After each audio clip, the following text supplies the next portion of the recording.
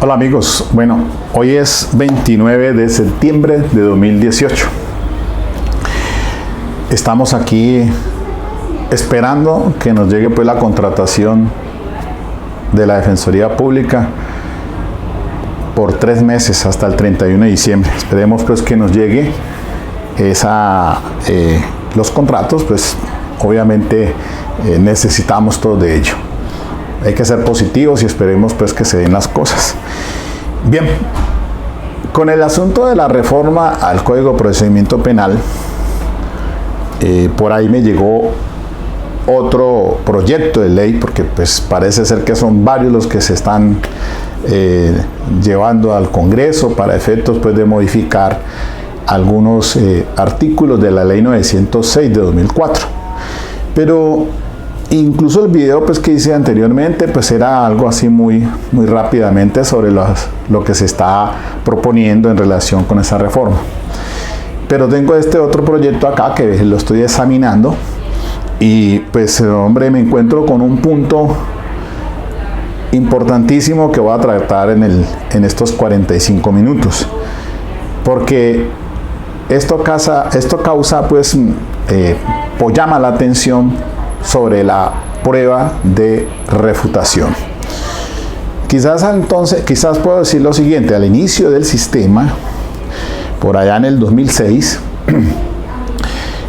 créanme que no tenían ninguna claridad sobre la famosa prueba de refutación a que se refiere el artículo 362 del Código de Procedimiento Penal. Miremos muy rápidamente qué dice la norma. Dice lo siguiente: el juez decidirá el orden en que debe presentarse las pruebas. En todo caso, la prueba de la Fiscalía tendrá lugar antes que de la defensa, sin perjuicio de la presentación de las respectivas pruebas de refutación, en cuyo caso serán primero las ofrecidas por la defensa y luego las de la Fiscalía. Voy a ubicar en dos artículos, este 362 y el artículo 344 sobre la conocida prueba sobreviniente, cuando en su inciso final dice lo siguiente: sin embargo, si durante el juicio alguna de las partes encuentra un elemento material probatorio y evidencia física muy significativo, subrayo, que debería ser descubierto, lo pondrá en conocimiento del juez, quien, oídas las partes y considerado el perjuicio que podría producirse al derecho de defensa y la integridad del juicio, decidirá si es excepcionalmente admisible o si debe excluirse esa prueba. Entonces son dos situaciones diferentes, una la prueba sobreviniente y otro el tema de la prueba de refutación.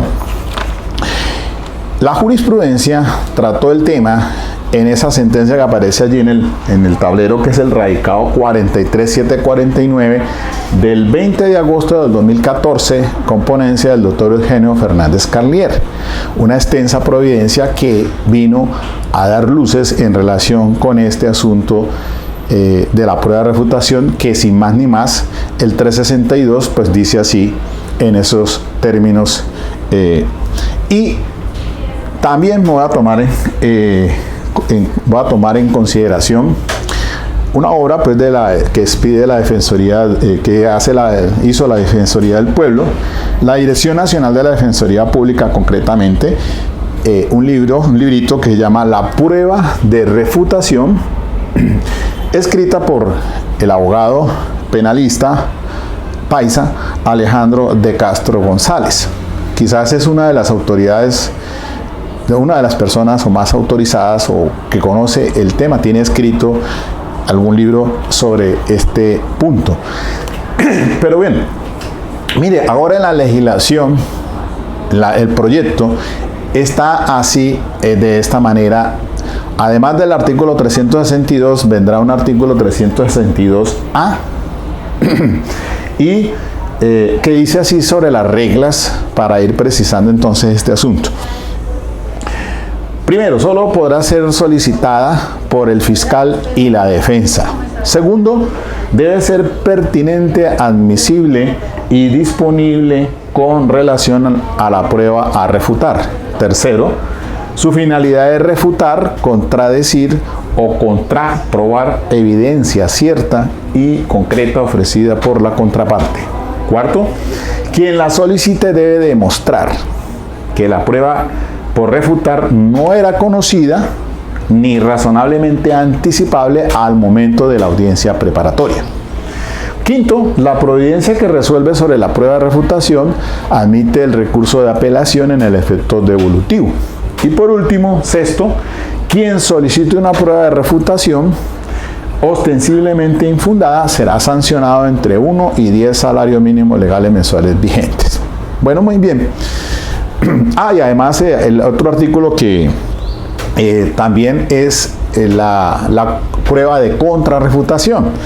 Es decir, en este caso, si la prueba de refutación normalmente la va a presentar la defensa, entonces hará lo propio la contrarrefutación por parte del fiscal, según el caso. Entonces, la jurisprudencia trató el tema pues en esa sentencia 43749 para darnos luces en relación con este tema. Una cosa es la prueba sobreviniente, y recordemos muy bien que cuando se da esa situación, la carga sobre pertinencia, admisibilidad y utilidad es mayor a la que se ofrece en la audiencia preparatoria. Para ir hilando delgado entonces, el asunto es que cuando se trata sobre tema de prueba, es decir, todo lo que se relaciona con el objeto del debate probatorio, normalmente es en la audiencia preparatoria donde se hacen las solicitudes probatorias con su carga de argumentación relacionado con la pertinencia, conducencia y utilidad, para decirle al juez que con esa prueba va a demostrar tales y tales cosas en el juicio, el fiscal, y la defensa hará lo propio también en relación con ese punto. Eso normalmente se da porque el descubrimiento probatorio lo hace la fiscalía al momento de presentar su escrito de acusación, y en la audiencia de acusación hará el descubrimiento como tal. Puede solicitarlo a la defensa en ese momento. Aún la reforma viene en ese sentido también, aunque se mantiene como estaba anteriormente, es decir, que el fiscal podrá en esa audiencia de acusación solicitarle que la defensa pues descubra lo que tenga, si es que tiene algo en ese momento. Si no, su momento pertinente para la defensa es hacerlo en la audiencia preparatoria. Pero todo relacionado con lo que es objeto o tema de prueba. Pertinencia. Si se va a tratar de demostrar que Pedrito es el autor del homicidio de Juan, pues entonces el fiscal presentará sus testimonios, sus peritos, todo relacionado con los hechos jurídicamente relevantes y los medios de prueba que tiene para demostrar o desvirtuar la presunción de inocencia. Por el contrario, la defensa entonces tendrá que también presentar pues sus elementos materiales de prueba y evidencia física que tenga relacionado con su teoría del caso. Si se va a tratar de una legítima defensa, pues entonces le apunta a esa carga de argumentación tratando pues de que se dé una causal de justificación o demostrará en el juicio. Al inicio pues había confusión en el tema de qué era prueba de refutación. Hasta yo, quizás de pronto en un juicio aquí en un juzgado de conocimiento, cuando se trató del caso de Guido Valderrama Medinillo, un señor que era vendedor de frutas en la Galería Santa Elena, salió, se detuvo por una presunta participación en un hurto calificado, de que se decía pues que era jefe de una banda de asaltantes, y cuando suceden los hechos en un lugar de Cali, en un establecimiento de comercio, se decía que este señor se había bajado una caja fuerte, se la había echado al hombro y había huido del lugar o la escena del delito, y que había sido visto por la mesera de ese establecimiento. La defensa, en este caso, yo me doy cuenta de que realmente el señor a esa hora de los hechos estaba en un lugar diferente con su familia, en una reunión familiar, y se tenían todos los testigos no solamente de sus familiares, sino también de las personas que estaban a esa hora, que coincidía con donde se había ocurrido el lugar del asalto al establecimiento comercial aquí en Cali, un cocorico, un establecimiento de cocorico, de pollos. Ahí fue que ocurrió eso. Pero el señor estaba a 1 hora de aquí de Cali en un agasajo familiar. Además de eso, el señor presentaba 2 hernias y presentamos pues en el juicio oral el médico tratante demostrando que el señor no era imposible que el señor pues pudiese cargar con una caja fuerte al hombro, como se decía por la testigo. Pero esencialmente entonces tenía entendido yo que eso era refutar era contradecir pues a los elementos de prueba de cargo que tenía la fiscal, en este caso una mesera que era la testigo, que decía en un retrato hablado pues se había dado lugar a que se identificara e individualizara a esta persona que se capturó. Afortunadamente en juicio pues no solamente con mi arsenal de pruebas, con mis insumos probatorios, demostré que eso no había ocurrido realmente así, y la mesera pues en declaración que rindió en el juicio pues ahí en presencia del acusado, manifestó que no era la persona a la cual se había hecho referencia en un retrato hablado a la policía judicial. Entonces, pero resulta que eso no es la prueba de refutación. Entonces eran elementos de prueba, digámoslo colateralmente, planamente. Al momento del descubrimiento de la fiscal que hace sus elementos de prueba, yo presento los míos en la misma preparatoria, son todo en relación al tema objeto de prueba. Pero otra cosa muy diferente es cuando se trata de evidencia. Y entonces aquí viene el asunto para diferenciar que la prueba de refutación es algo que ocurre en el juicio oral, que no se conoce en la audiencia preparatoria y que normalmente si se presenta en audiencia preparatoria como tal es en términos generales, pero específicamente como tal es un hecho que solamente se da en desarrollo del juicio oral. Y voy a poner un ejemplo para que ustedes pues tengan una idea más clara. Resulta de que acá en infancia y adolescencia un menor y su hermano mayor de edad resultan involucrados en un homicidio. El occiso, la hermana del occiso, en la entrevista que le rinde al ente acusador, a la policía judicial, manifiesta que es fulanito y sultanejo. Los identifica, se individualizan y son aprehendidos, pues ya habían sido aprehendidos en flagrancia, pero la señora pues estaba en la entrevista que decía pues que era fulano y sultano. Esos elementos de prueba lo que tenía la fiscalía, y con eso presentó acusación y se solicitó pues para avanzar al juicio oral.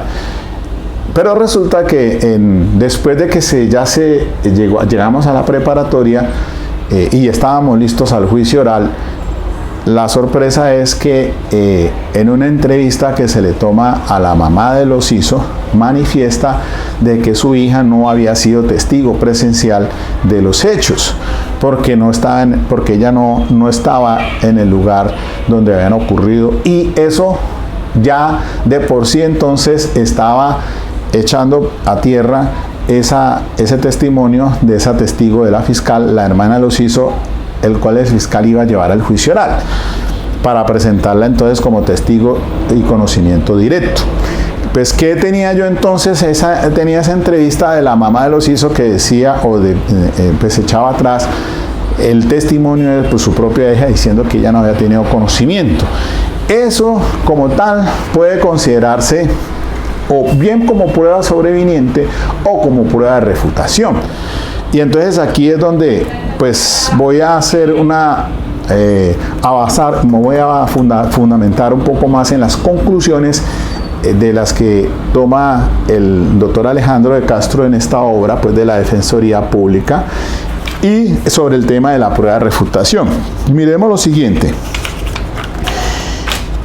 Dice en sus conclusiones: el Código de Procedimiento Penal colombiano no define ni regula la prueba de refutación. Es necesario acudir al derecho comparado para desentrañar la naturaleza y alcance de esa figura. Sería muy aconsejable que se legislara expresa y detalladamente sobre la materia. En esta obra incluimos un proyecto de articulado. Pues creo que eso es lo que se está haciendo ahora en el proyecto de ley para que sea aprobado en el Congreso. La prueba de refutación no trata sobre la prueba del caso de quien la ofrece, sino sobre el contenido y o credibilidad de una prueba de la parte contraria.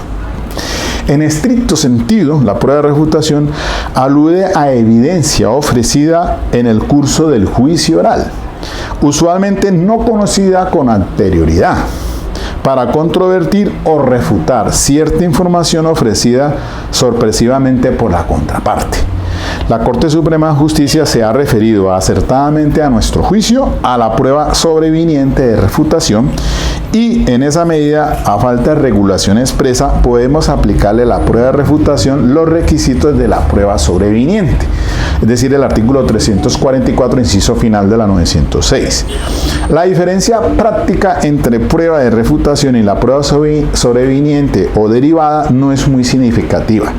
Existe una estrecha relación entre ambos conceptos, al punto que se puede considerar que la prueba de refutación es una especie de prueba sobreviniente, sujeta a ciertos requerimientos especiales.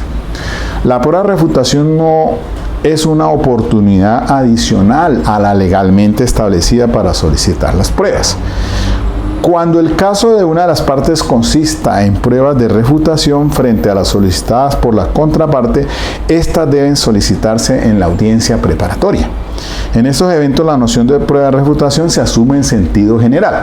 Es decir, es lo que yo les dije al inicio, en el caso de Guido Valdebarrama Medinillo, el vendedor de Fluver o frutas y verduras, que resulta involucrado. Entonces yo tenía, pues era en términos generales prueba de refutación, entre comillas, pero eran pruebas para rebatir lo que estaba o lo que tenía el fiscal como elementos de prueba sobre la posible autoría o participación de esta persona.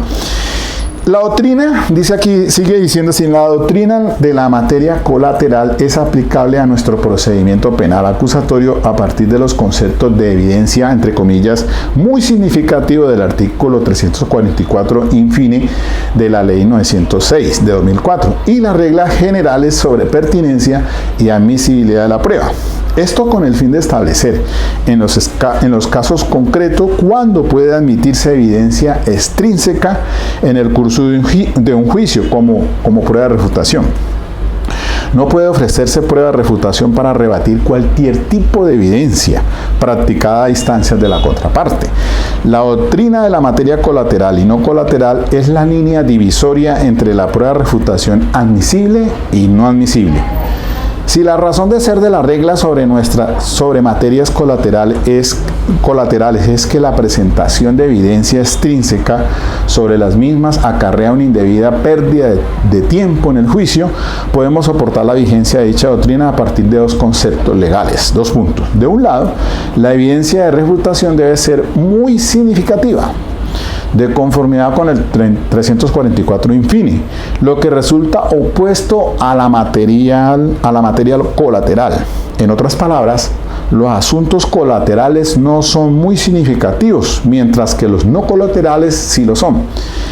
De otro lado, una determinada materia sería colateral cuando resulte injustificadamente dilatoria del procedimiento o porque ofrezca un escaso valor probatorio. Eso sobre reglas de admisibilidad pues que está señalado en la norma del Código de Procedimiento Penal. Porque se dice pues que normalmente todo lo que es pertinente es admisible, pero salvo que sea dilatoria o sea de escaso valor probatorio o que genere confusión. Entonces ahí diríamos que no hay pertinencia, sí es pertinente pero no es admisible. Entonces la misma regla aplica aquí más o menos. Con base en esos criterios legales, el juez puede escuchar a las partes, resolver en los casos concretos si la materia a contradecir o explicar mediante la prueba de refutación ofrecida es colateral al debate y por lo mismo inadmisible. Para tomar en consideración entonces más claramente, podríamos decir, mire, en este último caso, el del menor que está con su hermano mayor de edad involucrados en el homicidio, hasta la audiencia preparatoria no se conocía del testimonio de la mamá de los Ciso, diciendo que su hija no había sido testigo presencial de los hechos. Eso, si lo entramos a juicio oral, entonces al momento de que esté rindiendo declaración la hermana de los Ciso diciendo que sí, efectivamente había sido Sultano y Perencejo los que habían dado muerte con disparos de arma de fuego a su hermano, sería entonces pertinente en ese momento solicitar como prueba para refutar o contradecir o contraprobar esa evidencia cierta y concreta ofrecida por la contraparte, el que se siente allá a declarar a la mamá del obitado para que explique y diga pues por qué razón entonces no es cierto que su hija tuvo conocimiento sobre esos hechos de sangre que ocurrieron. Entonces, allí cabría la posibilidad entonces para solicitarla, porque podría decirse, y por eso es que el doctor Alejandro de Castro está diciendo, bueno, démosle es casi un tratamiento un poco semejante al de la prueba sobreviniente, porque la prueba sobreviniente del artículo 344 dice pues que si durante el juicio alguna de las partes encuentra un elemento material probatorio de evidencia física muy significativos que debería ser descubierto, lo pondrá en conocimiento del juez. Ahora, por eso es que cuando se trata de prueba sobreviniente, pues le van a decir que por qué razón al momento de la preparatoria no se descubrió, no se hizo. Sí en el juicio oral. Entonces, hila muy delgado, pero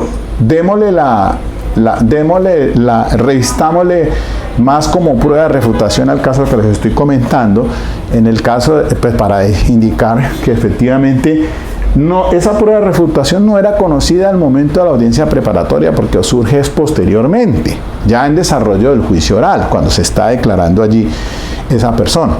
Y entonces, ¿cuál sería la dinámica para que se ofrezca la prueba de refutación? Entonces, la defensa, en este caso, yo la solicitaría argumentándole su pertinencia, lo mismo que sucede con la admisibilidad y la disponibilidad, para que se escuche el testimonio inmediatamente, subsiguientemente a esa declaración. No esperarse al desarrollo del debate probatorio, sino que entre allí. Ahora, si una vez declarando la madre, diciendo esto, se ofrece como contraprueba por parte de la Fiscalía otra, pues entonces ya sería allí, pues daría lugar a que el juez entre a evaluar esa situación. Ahora, se dice aquí también dentro de las reglas que la providencia que resuelve sobre la prueba de refutación admite el recurso de apelación. Si mal no estoy, la misma providencia 43749, que fue la que dio luces sobre este tema, dice lo contrario, es decir, que eso no, la decisión que tome el juez en ese momento no debería ser objeto de apelación al momento, porque entonces se vuelve eso parar allí en el efecto devolutivo para que resuelva el superior. Si se permite o no esa prueba de refutación, me parece a mí que sería ponerle más palos a la rueda, es decir, sería lo más objetivo de que se permitiera, si el juez toma la decisión. Miremos la situación, el juez puede decir no o puede decir sí. Si la rechaza, pues casi que se le está dando más o menos el tratamiento de lo que sucede en la audiencia preparatoria cuando se dice, pues, cuando se niegan o se rechazan, no así a las que se admiten. Entonces, lo mismo sucede acá, es decir, pero como acá estaba hablando en términos generales, es decir, la providencia que resuelve puede hacer que el juez la admita como puede hacer que la niegue. Entonces, cualquiera sea las dos situaciones, diría que irse en apelación de esto para que resuelva el superior. Me parece a mí, pues, que la dinámica, si se trata pues de que eso se evacúe allí mismo, se permitiera que no fuera esto de recurso y más bien se permitiera en el debate consecutivo, y que después entonces el juez, al momento de tomar su decisión finalmente, ahí en ese momento pues las partes pudieran interponer los recursos a que haya lugar para que sobre eso que sucedió allí. Es mi opinión particular. Además de esto, pues miren que están colocándole como una advertencia, porque se dice que si quien la solicita es muy ostensible, que no tenga fundamento, entonces lo van a sancionar. entre 1 a 10 salarios mínimos legales mensuales vigentes. Tal vez tratando de decirle a esa parte que presenta estas situaciones que no se dé lugar a dilatar un proceso con asuntos o temas que son dilatorios y que en este caso pues puedan generar más confusión o puedan generar pues dilación al proceso. Pero bueno, independientemente de esto, mire, es una situación que ahora por lo menos en la reforma vendrá claramente, ya está más definido de lo que se considera entonces prueba de refutación. Entonces por lo menos tenemos muy claro que no es sobre el tema de prueba, que es lo que cuando se trata de las solicitudes probatorias en la audiencia preparatoria como tal, y eso lo alude allí la misma providencia de la Corte de la 437 del 49. Muy diferente es el tema de evidencias, que lo que se suscita en el desarrollo oral.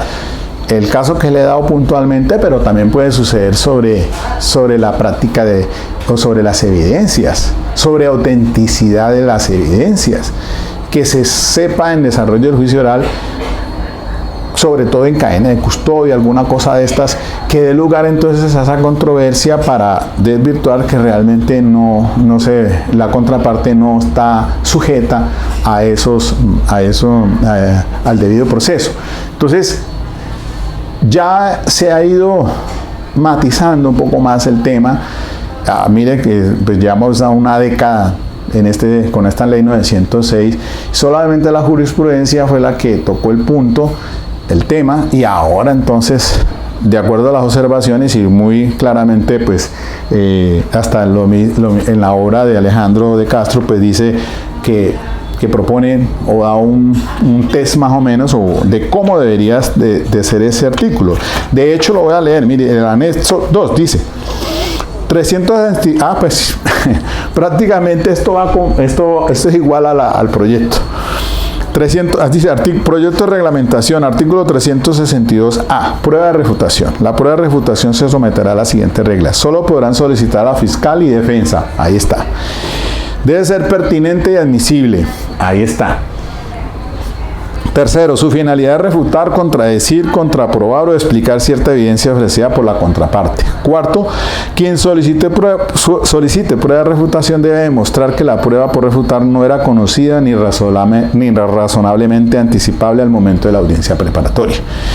Quinto, la providencia que resuelve sobre la prueba de refutación admite los recursos ordinarios en el efecto devolutivo, a menos que se hayan practicado todas las pruebas decretadas en la audiencia preparatoria, en cuyo caso la apelación se concede en el efecto suspensivo. Y sexto, a quien solicite una prueba de refutación ostensiblemente infundada, se le sancionará con multa de 1 a 10 salarios. Está exactamente igual, o sea que a mi modo de ver, en el proyecto de reforma lo que recogieron fue la sugerencia del doctor Alejandro de Castro en esta obra, pues que expidiera hasta no hace mucho por parte de la Dirección Nacional de la Defensoría Pública, porque hay un artículo 362B que es el mismo que está en el proyecto sobre prueba de contrarrefutación.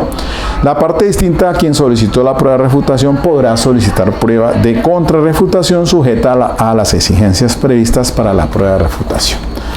Es decir, que entonces se está recogiendo para que quede y se legisle tal como le hizo la sugerencia nuestro defensor, nuestro abogado Alejandro de Castro González, quien pertenece a la Defensoría Pública de Medellín, creo que es coordinador.